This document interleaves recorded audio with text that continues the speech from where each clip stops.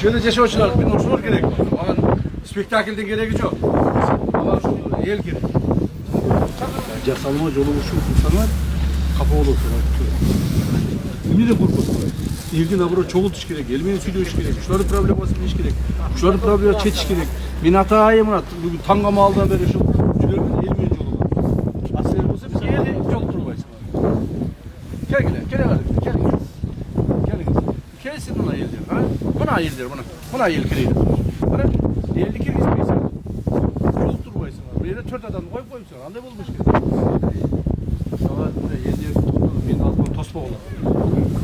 Karasana ellerde kirgizmeye bir yerge tosboy.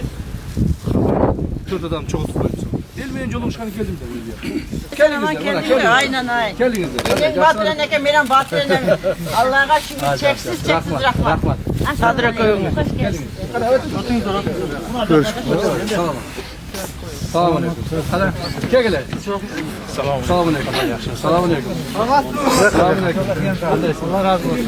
Selamun aleyküm. Buna yemi, buna yel dese olur. Doğru mu? Doğru. Ada bular yel derde daha toplap koyup kirgizbey menime uçuraştırmayın.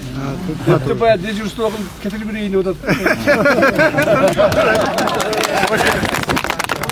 Evet, andayda zaman görüyorum. Haydi odan, vuruşu odan bular. Anday kılıva kılar. Men atayım buna o bugün ertebinen saat 5'te durgan. Oşo oydan şu elge jolugayın, elin kavralayın, elin problemasını uğayın. Atay kelin.